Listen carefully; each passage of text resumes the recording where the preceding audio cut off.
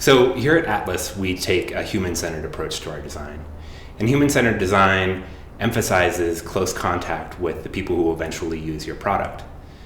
We do this so that we make sure that we're not building something for ourselves, but rather building something for real people in their real lives, solving real problems.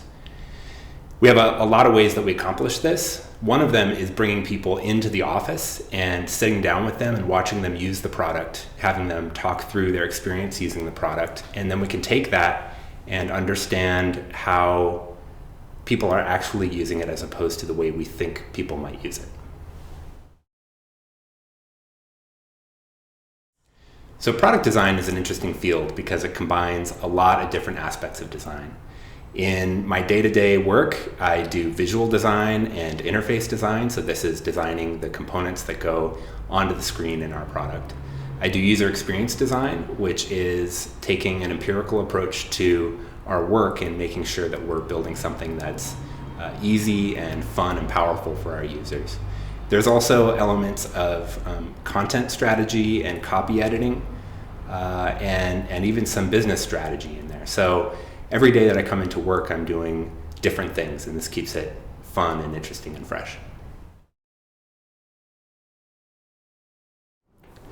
So last summer, we designed the branding for Atlas. That involves designing the logo, selecting typefaces and colors and photography. And this was a lot of fun for me because it's something that I hadn't done in a really long time. I started out my career as a graphic designer in the audio industry, and so this was something that I did a lot back then, and this is something that kind of brought me back to my roots. And it's especially meaningful for me because I'm really proud of the work that we're doing here at Atlas, and I really like the idea of somebody's first impression of Atlas being the work that I've done, and I'm really happy with the way it's turned out. So when I'm just sitting at my desk working away, I actually have a technique to keep our users in mind, and that is to think about friends and family and colleagues who embody some of the characteristics that our users do. So for instance, I think of my dad, who is an analog native, but nonetheless picks up technology very quickly as long as it's relevant to his life. Or my sister, who is a self-proclaimed Luddite and would just rather not deal with technology.